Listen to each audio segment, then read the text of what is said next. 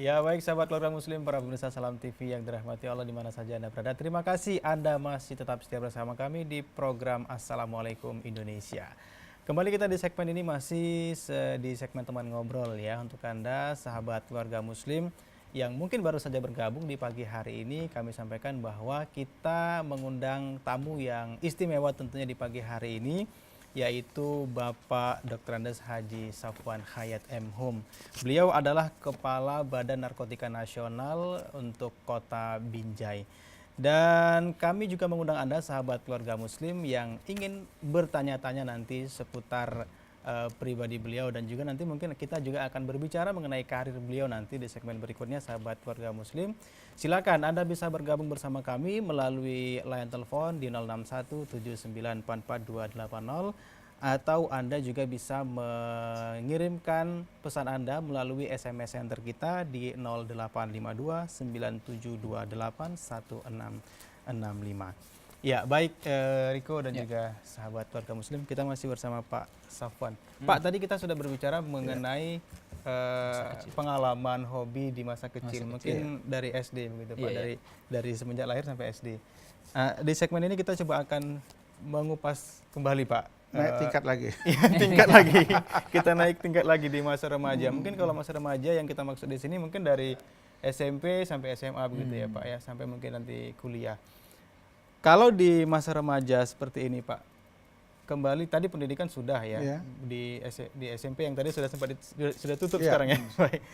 Kalau untuk pengalaman yang paling berkesan sendiri di masa remaja Pak, ini apakah akan lebih luar biasa daripada masa anak-anak tadi atau bagaimana? Memang tingkatannya berbeda ya, pada saat kita SD, kemudian masuk di SMP, SMA, tingkat EV-nya berbeda. Kalau di SMP, saya paling senang ini doyannya olahraga. Olahraga, main bola, tapi tidak pernah berprestasi. Jujur saja, karena hobinya main bola. Jadi kalau berbicara di SMP, teman-teman saya main bola, yang saat sekarang ini masih ada, dia tokoh juga di Kota Medan, Saflubis. Ketua AMPI, sama Ketua Golkar Kota Medan. Belilah teman-teman saya, ada juga yang lain-lain itu. Tapi sudah masing-masing, ada yang jadi ustadz, itu namanya si Bambang, dari toko asli Kesawan, satu lagi namanya Ismail, sekarang beliau tinggal di Bali, berusaha di Bali, itulah teman-teman main. Namun di SD ini memang kalau pulang sekolah itu sering berada di lapangan Merdeka. Nah, main bola di lapangan Merdeka, dan bola kami sering dicuri. Pada saat kami menendang bola agak jauh, yang ngambil bola itu anak gang buntu. Begitu ditendang bola, diambil, dilarikan ke tempat mereka, ke stasiun kereta api, langsung ke gang buntu. Jadi memang bola kami habis pada saat masa-masa itu, tapi masa anak-anak lah itu diambil di anak gang buntu. Kalau di sekolah itu kita main di Kalsa itu, teman mainnya Ricky Yakob, pemain bola PSSI ya terakhir, Ricky Yakob. Itulah teman-teman kita main itu. Kemudian di SMP pada saat itu zaman itu kalau orang olahraga tidak seperti sekarang. Ada taekwondo, jujitsu, judo dan lain sebagainya. Kalau saya sama orang tua diarahkan main silat. Silat. Main silat. Dan ini luar biasa. Setiap malam habis maghrib, kadang sebelum maghrib saya berangkat ke Jalan Halat Gang Kolam. Ada di situ katanya sih pendekar ya. Orang Padang, kita latihan di Gang Kolam itu, di daerah Jalan Halat Ujung. Kalau dihitung-hitung itu perjalanan hanya naik sepeda. Ya memang pada saat itu tingkat keramaian lalu lintas tidak ya. Namun itu jalan sunyi, kemudian tengah malam kita berangkat ke sana, abang beradik, saya sama abang, kami latihan di situ. Itulah yang saya kerjakan selalu. Namun tingkat kenakalan untuk di SMP masih belum kelihatan. Belum ada. Masih lugu-lugu. Tapi udah punya simpanan, hati-hati. Kalau ngelak-ngelak dikit masih bisa lah. Ngelak dikit. Yang penting bisa kabur katanya. Tidak jadi macam mentimun dipukulin diam aja gitu. Seiring dengan perjalanan waktu, begitu saya masuk ke kelas 1 SMA, ya. Oh enggak, saya mundur dulu. Ada peristiwa yang ini, yang agak sampai sekarang menjadi ingatan saya. Pada saat saya belajar silat itu, ternyata di lingkungan saya itu ada yang belajar karate. Ya, dia punya pakaian karate sering dipakai, dibangga-banggakannya. Kemudian teman-teman itu banyak yang mohon maaf itu ya masa kecil, ini kita bicara kecil. Ditunjanginya, dipukulinya karena dia hebat sebagai seorang pemain karate. Kemudian ketemu dengan saya, itu SMP kelas 2, kelas 3 lah itu. SMP kelas 2, kelas 3. Dia karate, saya silat. Saya tengok badannya besar, untuk melawannya agak sulit, saya pulang ke rumah. Saya ambil pisau. Saya bawa pisau, kemudian saya jumpain dia. Begitu dia mau nendang saya, kakinya saya tikam pakai pisau. Nah, habis itu lari. Dia sudah berdarah-darah kakinya, pulang ditanya sama orang tuanya. Kau kenapa? Kena kaca katanya. Wah, selamatlah saya. Tidak menjadi korban. Ya, jika saya manfaatkan pisau itu dan akhirnya mungkin pidana masalahnya gitu. Nggak pernah bertanya sama beliau kenapa nggak dikaduin gitu, diaduin. Iya, teman sekolah, teman sebangku. Sampai sekarang masih kenal Pak ya? Kenal, sahabat baik. Sampai sekarang masih jadi sahabat baik. Kami sekarang sering bercerita, ingat nggak yang kau tikam aku dulu? Udahlah, jangan diingat-ingat lagi lah gitu. Itulah peristiwa yang lalu. Kemudian masuk ke SMA dan alhamdulillah saya dapat di SMA Negeri 1. SMA Negeri 1. Disinilah mulai terjadi peristiwa lagi. Peristiwanya saya bilang jantan laki-laki. Luar biasa. Ada seorang teman yang saya lihat memang badannya bagus, mainnya bagus, dia pemain karate. Saya nampak tangannya itu berkepal-kepal semua. Wah, ini pemain karate. Dasar laki-laki, saya tantang dia, saya ajak. Kita main yuk. Boleh di mana? Berangkat kami boncengan berdua ke Pantai Cermin hanya untuk berkelahi. Wah. Ini luar biasa. Boncengan ini. Ya? Boncengan berdua ke Pantai Cermin. Boncengan. Waktu di bonceng itu nggak ada. Nggak ada. Diam. Ngobrol biasa. Sampai di Pantai Cermin main.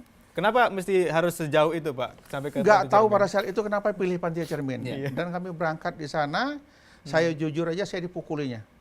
Tak sanggup saya melawan dia. Itu dulu kalau badan memang udah besar dari dulu atau kecil? Dulu masih kecil. Macam Ustad lah badan itu.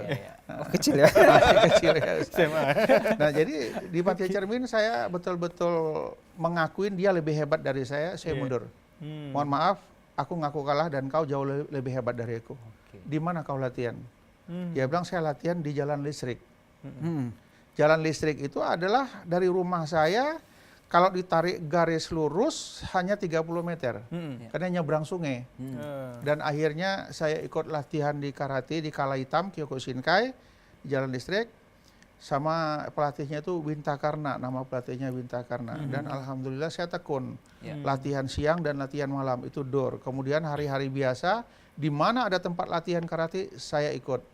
Nah, tanpa saya sadarin, yang tadinya saya banyak takut di depan orang, berbicara di depan orang, dari karate inilah saya mulai belajar menjadi seorang pemimpin. Bisa membentuk diri ya Pak? Bisa melatih membentuk diri, keberanian, mengarahkan. Kenapa demikian? Pada saat saya naik sabuknya hijau, ya, saya sudah harus melatih orang yang bersabuk putih dan biru, kuning. Saya melatih mereka gitu.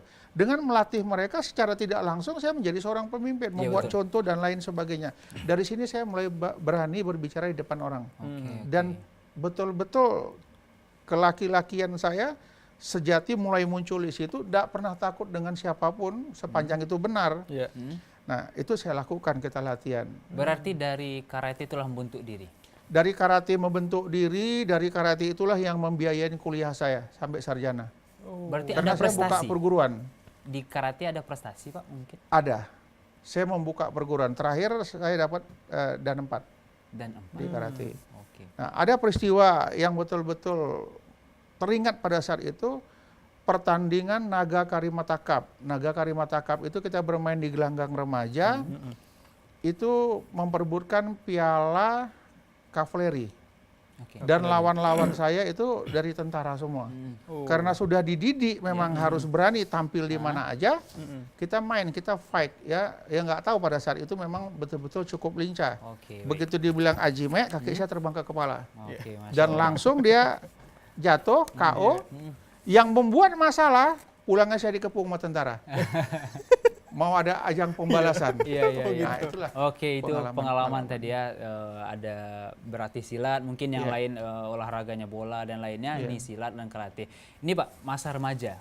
Kalau kita bicara masa remaja ini pasti ada yang namanya mencari jati diri. apa yang kira-kira terpikir waktu masa remaja, SMP, SMA? Waktu SMP SMA saya masih belum terpikir saya ke depan akan jadi apa. Oke. Masih belum terpikir, semuanya saya jalani aja. Kalau ada orang nanya, Safwan maaf ya Pak ya, kalau ada Safwan cita-citanya apa? Kalau ditanya awal masih SMP, SMA baru itu masinis kereta api. Oh kenapa? Menarik. Karena waktu kecil sering mainnya di stasiun kereta api. Beli paku yang panjang, tunggu kereta api lewat, digiling biar jadi pisau. Jadi pisau. Nah, kalau sudah punya pisau, taruh di pinggang merasa hebat. Iya, betul. Jadi kerjanya seperti itu. Sampai kadang nakalnya pun di gerbong kereta api. Kenapa saya bilang nakal? Di rumah saya puasa, sampai gerbong saya makan jambu kluthuk. Di dalam gerbong nggak ada yang lihat. Biasa. Kemudian yang nakalnya lagi, saya sering merubah rel kereta api. Oh. Kan ada yang macam besi yang diangkat, apabila diangkat relnya berubah. Kerja saya suka ngangkat-ngangkat itu. Pernah Kita ketahuan, belum tahu itu bahayanya seperti Iya, apa. betul. Sering dikejar-kejar sama satpam security penjaga kereta api. Dikejar lari kabur. Oke, mulai sadar itu berbahaya kapan? Setelah tamat SMA, oh ternyata itu adalah perbuatan yang berbahaya. Kalau ada kereta api langsir, lompat naik. Jadi cita-cita dulu masih kepingin jadi masinis kereta api. Nah, jadi pada saat itu di SMA, karena sudah rajin latihan karate, saya jadi pemain bayaran. Setiap ada teman-teman yang ingin nguji kenaikan tingkat, saya diutus untuk melakukan pengujian. Pada saat pengujian itu, dia bukan pengujian masalah teknik, tapi tarung. Nah, ada pernah kita main itu di Bank Indonesia tingkat 4, itu security-security-nya itu pada saat itu mau naik sabuk. Iya. Yang namanya kalau kita ini karate kali hitam adalah full contact, mukulnya nggak pernah main-main, sungguhan. Iya. Nah, jadi supaya orang lumpuh, ya, tidak bisa menyerang kita, saya ambil kakinya semua. Begitu ambil kakinya, pincang semua. Akhirnya saya di stop, Pak Safwan, mereka masih mau kerja lagi besok. Jangan dibuat cacat kakinya, jangan dibuat sakit. Nanti kalau jaga pincang-pincang orang tuh. Katanya. Nah, akhirnya disitulah saya mulai sadar, oh ternyata di dalam menguji ini tidak perlu dihabisin betul-betul, cukup dikasih pelajaran aja. Jadi pelajaran yang sering saya kasih, begitu nanti saya ambil sikit kepalanya, tangan saya yang kanan sudah berada di ulu hatinya. Dan rata-rata pasti telentang semua. Luar biasa. Luar biasa sekali dasar. Dan di karate ini kalau kami di kala hitam, tidak akan pernah memukul, membuat orang cacat, luka, dan lain sebagainya.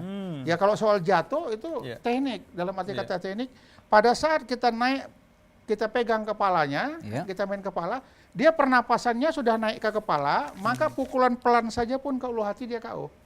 Baik. Untuk membangunkannya lagi cukup angkat pinggangnya 2-3 kali, pegang sabuknya, dia sudah sehat. Oh gitu. Sehat kembali. Luar biasa. Riko, nanti kapan-kapan kita boleh berlatih sama ya. Karena dari latihan ini masih bisa bayar uang kuliah. Oh gitu ya. Kalau sekarang masih aktif Pak? Sekarang sudah tidak lagi, paling mengunjungi teman-teman dojo. Oke, kita masih kumpul. Terakhir bulan yang lalu pun masih kumpul sama teman-teman. Oke, baik Bapak. Mungkin kita break dulu. Sahabat keluarga muslim dimanapun Anda berada dan juga Dasa, semakin menarik nih perbincangan kita dengan Pak Safwan. Dan pastinya akan menginspirasi kita nantinya. Dan jangan kemana-mana, jangan ubah channel televisi Anda. Tetap bersama kami dalam program Assalamualaikum Indonesia. Kami akan kembali setelah yang berikut ini.